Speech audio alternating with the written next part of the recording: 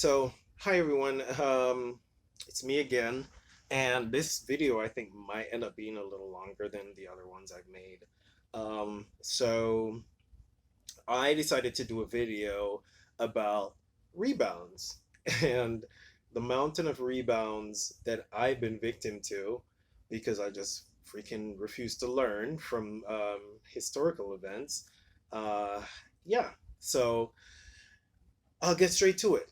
So recently I was someone's, I won't say rebound relationship because it only lasted like we had like 4 dates over like a maybe like a 2 month, yeah, like a 2 month period, but it was very short and intense and stressful and depressing and everything bad. um in previous video, I did explain about someone I met online, had no intentions of really meeting them, but they kept pushing and they put like an extraordinary amount of effort into us meeting and hanging out. And, they slowly changed the purpose of the meeting to planning trips and doing all these things. And, I met this person and they were like really good looking, which is, not saying I don't attract good looking people. It's just that when I attract good looking people, especially if they're educated, they just want one thing from me, and it's sex. And of course, they never get it, and so they always disappear pretty quickly. But this person, like, we went on a just a regular date, walked by the river and stuff, and they just wanted to see me again, like they really, really wanted. And of course, after I slept over the first night, the next day it was like a different person, and that's when it all fell apart. Long and short of the story, I kept feeling this weird resistance. And one day they just called and said, they're just not ready to date. It was no longer, I'm not ready for relationships. Like, I'm not ready to date. And I accepted their honesty, and I never heard from them again. Recently, someone on my Facebook, well, not my Instagram, posted for Valentine's Day, and it was like, oh my God, um, you know, happy Valentine or whatever. And then I look at the fucking pictures, and some of the pictures were taken like while we were hanging out. And I'm like, this fucking liar. But then I thought to myself, I was like, okay, I've read a lot about rebounds, and this makes a lot of sense now. So before I go into historical things and how to kind of avoid this, um, I found out that this person's ex was white. They were together for 5 years. We met 2 months after the relationship fell apart. Recipe for disaster. So, based on what I've read and was told by my therapist, a lot of times when people rebound, first of all, they want to upgrade because they want their ex to hear that they're doing better than them. So, if you're a rebound, toast to yourself. You're either more attractive or more wealthy or more educated than the ex was, so you're a good person, because they tend to not, people rebound and tend to, they try not to do worse because they don't want their ex to hear that they picked up garbage. So, but in my case, like my therapist said, they tend to go, like they try to upgrade, but they either get someone completely opposite of the ex. So if the ex is a short person, they probably might go for a super tall person. If the ex was like super muscular, they might look for someone more athletic. In my case, the ex was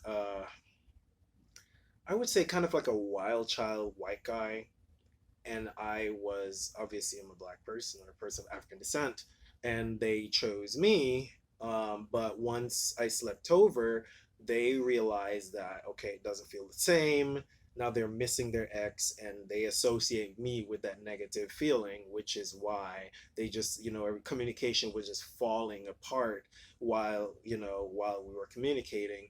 And of course, they fished out another person, which is why I was getting messages every other day, and it was meaningless because someone else was getting that attention. So, that taught me one thing. Now, the person they are dating now is a white person that's way more educated than me. I have a master's degree, but I have a theoretical master's degree. This person, I think, is in pharmacy or something like that, has their own house and things are going well. I know it's a really nice person because this person has reached out to me before. I don't know if they were trying to date or whatever. I don't know what it was, but they have reached out to me before and was like, oh my God, you're so handsome. But anyway, then I started looking back because it did affect me mentally. It did. It was a trigger because it happened before. I've fallen victim to rebounds, And they always did the same thing. They knew I wasn't looking for a relationship. They told me they weren't looking for one, but they did relationship stuff. And then it got me dragged in. And then once they realized that I was liking them and I was too different from who they were with before, then they slowly start telling me, they're not looking for a relationship and blah, blah. And then they'll find someone and move on. One of the things in rebounds you got to realize is that you'll never be the ex, and you'll constantly be compared even if they're not intentionally doing it. Their brain is constantly, it's almost like when you start a new job and you start having that remorse. You're like, oh my god, but my other job used to be so, lunch used to be so long. Oh, I never had to use my brain as much. It's the same thing. So our minds like, they our minds don't like change, and the longer the relationship was, is the longer they will need to transition. You just don't want to be one of the people that end up helping them with their transitions. And a lot of the people I've known in the past that use me as a rebound, they continue to rebound afterwards. Another thing I noticed too is that whoever they were with before, they often try to replace that person. So for me, because I've always been so different from what they were used to, they often, like when I see them later on with other people, they tend to go back to something that was similar to their ex. So for example, this last one went back to a white person. The one before that had a Southern Asian thing. And so they went and started after me. While we were hanging out, they found a Southern Asian and they're dating. They're still dating, but they're open. So I don't know what's going on with that.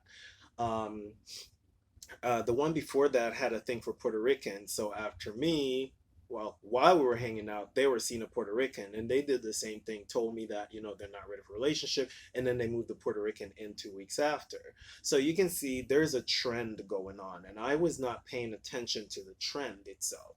And way back when I just came to America, I ran right into one, didn't even notice it. Met this person. This person wanted to move me in within 2 weeks, and then I fell for it and I started looking for jobs in their neighborhood. And then they called me one day and told me that they just wanted to let me know they're back with their ex, and they just wanted me to know before they said goodbye. Years later, they fell apart and this person tried to come back. By then, I associated so much negative emotions with that experience, I could not even hang out with them. So the reason I'm bringing these up is because I've learned a lot from this last one. I made an effort to learn about rebounds, how to avoid them, avoid being a victim to them. And when I look at it, I realize I've been like I won't say I've used people for rebounds before, because usually if it doesn't feel right, I can't pretend. So I usually tell them immediately, like, something isn't right and I think it's just too soon. And even though the loneliness is hitting me, I don't use people to soothe my loneliness. I've never done that. And I can remember when my relationship fell apart and I kept trying to replace the person, I can remember how my mind would compare them, but I wouldn't pick someone up and try to make them in the other person. I've never done that. But apparently it's a thing that people do. So maybe I'm just an alien. I don't know.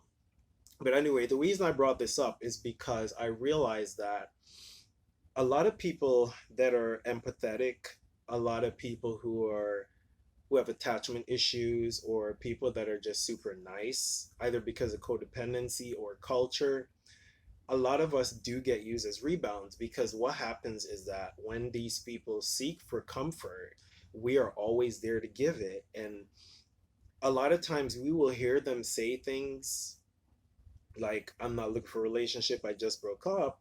But in our head, we think that if we're super nice to them and we cater to their needs, they'll stay. You cannot, let me tell you something, you cannot be their ex, no matter how attractive you are, no matter how great your body is, no matter how educated you are, and you make six figures, you'll never be the ex, and you're going to end up being a rebound. In fact, if you're super amazing, you might end up dragging out the rebound situation too long. And the longer it lasts, is the more hurt you'll be when it's done. Because you'll invest time and emotions while they're just the succubus for comfort. And at the end of the day, they will use you until they're over the ex. And by then, there were too much turmoil, they no longer find you attractive, or there's no emotional attraction, whatever. It usually ends that way because attraction is way more complicated than we think it is. If you associate negative with something, after a while it can be a turn off. even though you're the one that caused it to be like that. But anyway, so I came up with some ideas and some lessons for myself as well. I'm not just preaching, my lessons for myself. How to avoid, ooh, itching, how to avoid ending up being victim to a rebound. Number one, ask non-defensive questions. So you meet someone and they said they're looking for, they may say they're looking for a relationship or looking for that special someone. Try to find out how recent was their last breakup. Now, if it sounds like over the years they've had a couple little short-term things, it just wasn't a match, then fine, go ahead. But if they say, to me, my rule of thumb is if they say anything less than a year, even if it was a 3 month relationship, if it wasn't a year, I'm not even entertaining it, because I know people who have had a 1 month relationship or 1 month, whatever it was, and it took them a whole year to recover from it. And even when you talk to them, you can tell they're still not over it. So for me, a year, point number one, is a time. Two, I want to know what the ex was, what did they look like. I don't really want to know what happened because it's going to be a skewed judge. Like they're going to make it that they're the good person. I want to know what this person was. Was this person tall? Did they have a beard? Were they a black person? Were they a lighter black person? Was this a white person? Was it Indian? I want to know, because what this is going to help me to realize is if you're swinging super left or super right. Are you trying to replace the ex with me because we're so similar, or are you trying something new because you think that this will solve your problem? Both are wrong, by the way, because the person that's completely opposite is going to end quicker because it's going to make them very uncomfortable because it's a new stomping ground. The one that you're similar to, it probably lasts a lot longer because you'll remind them of the ex, but they'll constantly compare you to the ex and say, oh, you're better than that. Oh, my ex used to do that. Oh, you're better than. But as I said, when you're the left, extreme left, you might not even hear about the ex at all, because they want to forget the ex. And so they're trying to use you to completely forget the ex. Third, when they tell you what they're looking for in the beginning, listen. And if you're a person that gets attached easily, if you're a caring person, if you're a loving person, if you feel an overwhelming sense of love and affection and you want to invest this in a person, if someone says to you, oh, I really like you, I just want to see where it goes, walk the fuck away. Because I'll tell you something, especially about men. Us men, when we really like someone and we see something in them that we don't want someone else to see because we're afraid that if someone else finds you, they'll take you away. We watch the shit we say because we don't want to turn you off. If we don't think you're that great valuable, you're just there, we'll say shit like, I don't really know, I don't really know what I'm looking for because you don't mean that much to me, and I don't really in my head envision us going anywhere. I'm just trying to use you to have fun. And I'll be very straight up, that's what they think. We're thinking, oh, I just want to have fun, you know I want to have fun, and I want you to kind of be there when I'm depressed, but I don't intend for this to go anywhere. Or they'll say, or will say, um I'm not looking for a relationship right now. I know if you're someone that's codependent or you're a nice person, you will try to tough it out, and be like, okay, I'll just cater to their needs. Maybe one day. There will be no maybes. Okay, there will be no maybes. I'm sure there are outliers where someone said that, and you grew on them. I'm sure, but I've never met any such people, and it's never happened to me, and it's never happened with me. So I'm just saying. Or when they say they don't know what they want, or they say they're not ready for anything serious right now, walk the fuck away. Unless you're looking for the same thing, or you're one of them people that don't connect easily, have all the fun in the world. Have all the fun. If the tables turn and then you end up being like that and they get attached, so be it. But if you know you get attached easily because you see the good in people, walk away. Don't let loneliness or the fear that there is not someone else out there for you trick you into staying with someone like that, because let me tell you something, it's easier to walk away early than when you get your emotions invested, because then now um neediness is going to chip in because you're going to sense that they really don't care. And instead of walking away, your fight or flight is going to make you cling even more, and it's going to push them away even more because now they're having buyer's remorse and they realize how they fucked up. So walk the fuck away, walk away.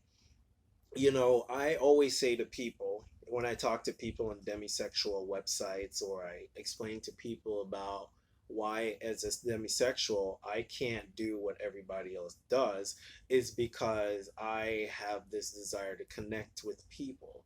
I understand everybody, well, most people have a desire to be sexual with people, or maybe not. But for me, that sexual desire is hidden under a desire to connect with people emotionally, and if that connection isn't made, then it's very uncomfortable and I don't want to participate in anything with them. So what that does, it pushes me to want to get to know people fast, and I want to get to know them on a deeper level. And it took a lot of growth for me because, as I said, this last rebound wouldn't have happened if I had known all of this and I didn't do my research and I didn't ask my therapist questions and looked at some scientific research. Now, I'm on Tinder. I've deleted all the hookup apps because I realize that I'm just wasting my time, because people on there, even if their intention is to find someone stable, they're on there and the mindset is to just hook up, and that's not me. So I'm on Tinder, and I will do another video about my Tinder experiment. But even tonight, there was someone, and I hate to call people unattractive because I believe everybody has a group that is attracted to them. But this person wasn't, I wouldn't even say they're not fit. They're on the edge of being obese. Not bad looking, just not fit. Kind of eccentric person. And I swipe right because I'm like, I like eccentric people. This person is going to come up and say, asking me questions about what I like to do and stuff. And then they're going to be like, oh, so are you opposed to some fun or are you only serious? And I'm like, my profile says it that I do not do hookups, period. I don't do hookups and it's not going to happen. And they kept lamenting, talking about, well, I don't know if you wanted to help me. I'm like, now the past me would try to say, you know what, maybe I'll wow them how amazing I am. And now I shut it down because you know what, your first impression or your first initial statement often tells what your intentions are. It tells, it's telling. Of course, sometimes it's not, because some people will tell you they want a relationship just to get in your pants. I know people that do that, and then once you sleep with them, they don't even want to have anything to do with you, and that fucks up your self-esteem. But this person was just so bold to talk about fun, and I'm like, I've matured because usually I would kind of keep the conversation. Nope, I said, I wish you all the best of luck. You deserve all the fun in the world, and that's it. Um, but I look back at the last 9 years in the US, and I realize I've been used as a rebound for I've been a rebound about 8 times. In fact, my second relationship that lasted 9 months was a rebound. I didn't even notice that, you know. But now when I look back, I realize I was constantly being compared to the ex. I was always celebrated because I was so different from the ex. Yet, and then I kind of realized that the ex before me that lasted 5 years was a rebound to the initial ex. So that's another thing too. This was years later, because how I know it was a rebound, right after, well, not even right after me, the last part of a relationship, they started communicating again and video chatting and stuff. And bam, we broke up. We broke up March 16th, and by July, they were on a trip to Hawaii. First rebound. Well, yeah, no, second rebound, really. And then there was another person that dated a black guy. And we seemed to get along very well. They were very jealous. Like I couldn't go anywhere. And then I slept over one night, and the next morning they woke up in a mood, and that was the end of that. They said we could be friends, and then we never talk again because I was so different. I was so different from their ex. I still had the bad boy look.